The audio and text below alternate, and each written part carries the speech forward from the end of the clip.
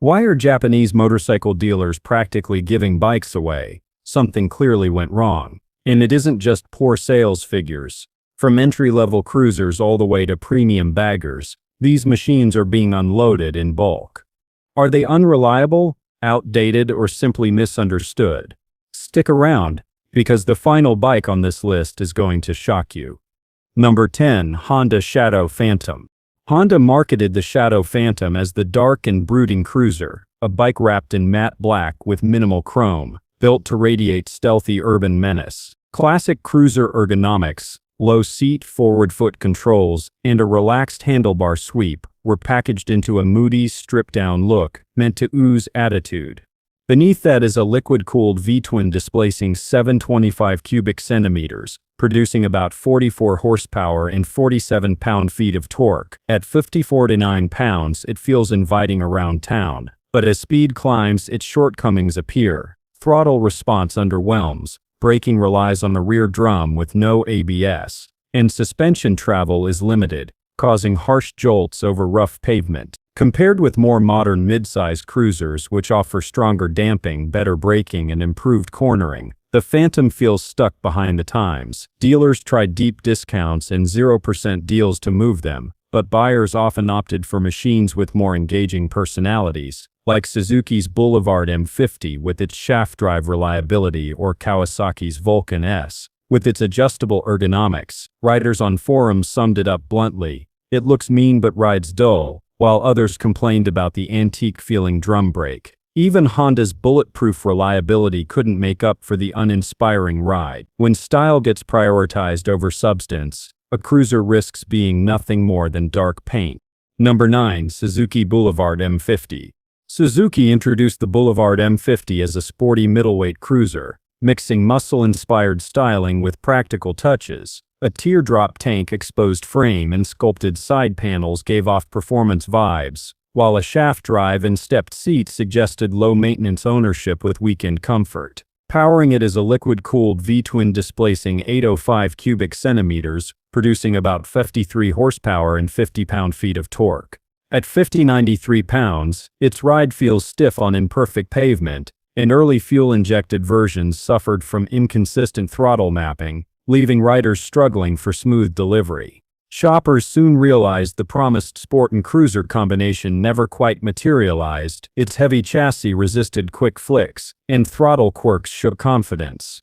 Rivals like Kawasaki's Vulcan 900 offered a smoother ride, and Honda's Shadow A750 provided gentler manners and bulletproof dependability. Despite rebates, extended warranties, and accessory bundles, Suzuki dealers watched unsold M50s collect dust for years. Some even threw in free servicing or custom pipes to tempt buyers.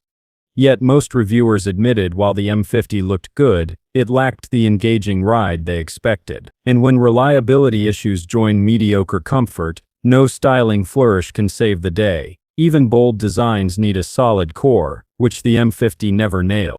Number 8. Yamaha V-Star 1100. This mid-size cruiser positioned itself as the balance point between timeless cruiser style and practical daily use. Sweeping fenders, a wide handlebar, and a classic teardrop tank channeled vintage Americana, while the Yamaha name hinted at affordable reliability. Power comes from an air-cooled V-twin displacing 1,063 cubic centimeters, rated around 62 horsepower and 62 pound-feet of torque. At roughly 630 pounds, its upright seating feels natural, but its heft makes tight traffic handling clumsy and uphill pulls sluggish. Maintenance added more headaches. Valve checks every 4,000 miles plus an oil filter hidden behind the exhaust, turning simple service into a project. Early carb models only added frustration with fussy fueling on cool morning. Word spread through clubs and online groups that owners spent more time wrenching than riding. Dealers slashed prices, offered free inspections, and even extended warranties, but the stockpile stayed stubborn. Many buyers jumped instead to Honda's Shadow Spirit 1100 for its easier servicing, or to a used Harley Sportster, which gave more character for the same money. From high-maintenance cruiser woes, we now pivot to a sport bike legend that once dominated tracks but stumbled badly on the street. Number 7. Yamaha YZF-FR6. Once the darling of racetracks, Yamaha's R6 earned fame for its shrieking engine, razor-sharp chassis, and scalpel-like precision. Marketed as the ultimate blend of road-legal adrenaline and circuit dominance, it wowed enthusiasts with its aggressive styling, blinding throttle response, and brakes worthy of podium glory. Power comes from a liquid-cooled inline-4 displacing 59 cubic centimeters, pumping out around 23 horsepower. At just 419 pounds dry, it carved corners with surgical accuracy, thrilling skilled riders hungry for apexes. But on city streets, its race DNA became a curse. Aggressive ergonomics shoved riders into a punishing crouch. Clip-ons and rear-set pegs made daily traffic torture, and lack of wind protection punished highway miles. Modern electronics were absent too, no traction control or rider aids. When emission rules tightened, Yamaha killed production in 2021, leaving dealers with unwanted leftovers. Massive discounts and zero-interest deals couldn't save it, as buyers realized the bike was simply too single-minded. Street riders instead flocked to Yamaha's R7 for its friendlier twin-cylinder layout, or Kawasaki's Ninja 650 for its everyday usability. The R6's legacy remains legendary on track, but on the street, it faded into obsolescence. Number 6. Kawasaki Ninja 250. Long hailed as the go-to starter sport bike, Kawasaki's Ninja 250 built a reputation for lightweight, approachable power and beginner-friendly confidence. Its nimble chassis and low seat made backroads feel easy, while Ninja styling gave instant cool factor. Propulsion came from a carbureted parallel twin displacing 248 cubic centimeters, delivering about 30 horsepower. At roughly 15 pounds, the bike handled like a feather, but on highways, acceleration was meek and braking power modest. Competitors soon leapfrogged it with fuel injection, adjustable suspension, and twin-disc brakes, leaving the 250 looking tired. Soft suspension comfort came at the expense of sharp cornering, while carb tuning became a constant chore across climates. Once Kawasaki launched the Ninja 300 and 400, demand for the old 250 died instantly. Dealers resorted to fire sale prices, free helmet bundles, guaranteed trade-in values, and still couldn't clear lots fast enough. Buyers simply moved to the Ninja 400 or Yamaha's R3, both offering stronger engines, modern features, and bigger aftermarket support. Once the gold standard for beginners, the Ninja 250 ended up outdated and unwanted. Number 5. Suzuki Hayabusa. The Hayabusa entered history as the hyperbike king, rewriting speed records and redefining motorcycle performance. With wind tunnel sculpted fairings and a low-slung body meant to slice air at 80 mph, it screamed one-purpose velocity. Riders flocked for its unmatched thrust, chasing an adrenaline rush no ordinary sport bike could provide. Its powerhouse is a liquid-cooled inline-4 displacing 1,040 cubic centimeters, producing a staggering 89.7 horsepower and 110 pound-feet of torque. At 582 pounds, it delivered warp speed thrills few bikes could touch, but reality tempered the hype. On real roads, its insane output became impractical. Insurance skyrocketed, tires wore out fast, and upkeep demanded costly fluids and frequent adjustments. Maneuvering in traffic felt like wrestling a beast, while high-speed stability required constant vigilance. Enthusiasts grew wary of the expense and effort tied to every ride. As hyperbike demand shrank, dealers chopped thousands off MSRP, bundled racing pipes, carbon parts, and warranties, but many Busa units still sat idle. The legend dimmed outside the racetrack. Riders migrated toward Kawasaki's H2SX, which mixed performance with touring comfort, or lighter nakeds like Yamaha's MT-10 for agility and lower costs. The Hayabusa's glory faded as the hyperbike era waned. Number 4. Suzuki V-Strom 1000. Suzuki positioned the V-Strom 1000 as its adventure touring flagship, meant to bridge mountain roads and dirt trails with ease. With upright ergonomics, rugged looks, and loads of accessories, it aimed squarely at BMW's GS and Yamaha's Super Tenere.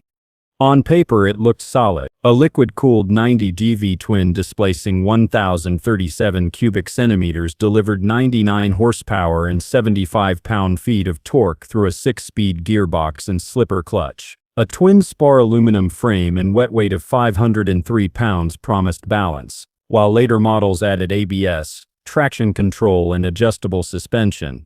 But in practice, cracks appear. Throttle response felt abrupt, suspension sagged under load, and off-road ability fell short without proper wheels or travel. Its beaked fairing and tall screen divided opinions, while wind protection varied by rider. At around $13,000 with accessories, it cost more than midweights like the V-Strom 650, but not enough to lure riders away from KTM or BMW. The result? A stranded middle child. Dealerships found unsold models collecting dust years later despite discounts, pannier bundles, GPS giveaways, and trade-in bonuses. Riders either went caper with mid-size ADVs or premium with established flagships, leaving the 1000 forgotten. Number 3. Suzuki GSX S750. Suzuki built the GSX S750 as a naked sport bike with GSXR DNA for the street. With stripped-down bodywork, a muscular stance, and exposed components, it was billed as the weekday commuter that could transform into a weekend canyon toy. Power came from a liquid-cooled inline-4 displacing 749 cubic centimeters, producing 98 horsepower and 58 pound-feet of torque. At 40-62 pounds, it delivered smooth throttle and solid stability, with a comfortable upright posture and adjustable suspension for daily versatility. Yet it blended too much into the crowd. Styling felt generic, suspension lacked feel, and rider aids were missing. No traction control, no modes, no quick shifter. Performance was capable but uninspiring. Commuters wanted more comfort, while thrill seekers wanted sharper bite. Rivals like Kawasaki's Z900 and Yamaha's MT-09 crushed it with bold designs, better tech, and competitive pricing. Suzuki dealers rolled out accessory packs, demo days, and discounts, but stock moved slowly. Riders gravitated to Yamaha's MT-07 or Kawasaki's Z650 for livelier power delivery, stronger support, and sharper character. Respectable but forgettable, the GSX S750 faded in a crowded field.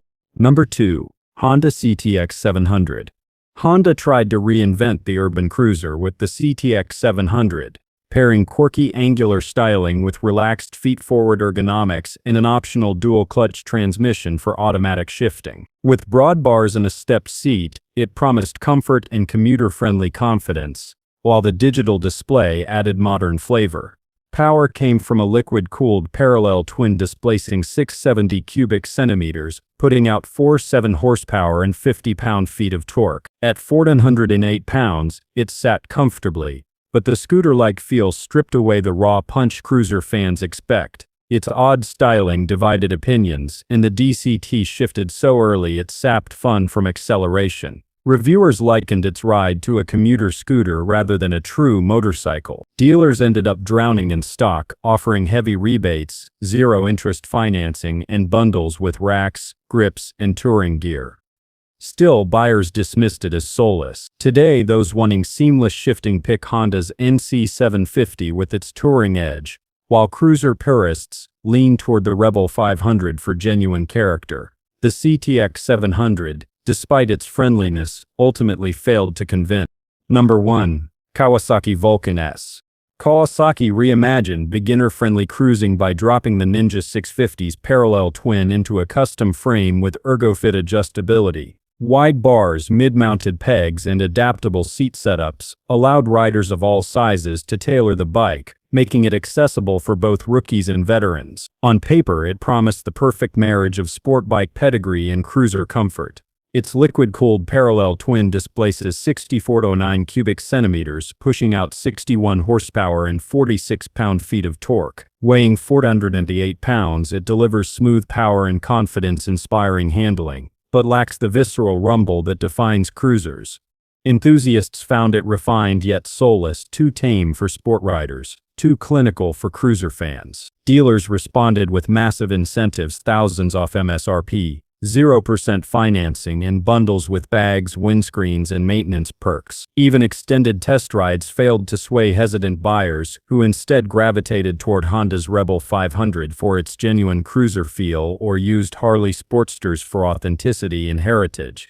The Vulcan S, despite clever ergonomics, left buyers searching for more character. Which of these models have you spotted collecting dust at local dealerships? Share your experiences in the comments, and if you enjoyed this breakdown, hit like and subscribe for more insider picks. The Vulcan S, despite clever ergonomics, left buyers searching for more character. Which of these models have you spotted collecting dust at local dealerships? Share your experiences in the comments, and if you enjoyed this breakdown, hit like and subscribe for more insider picks.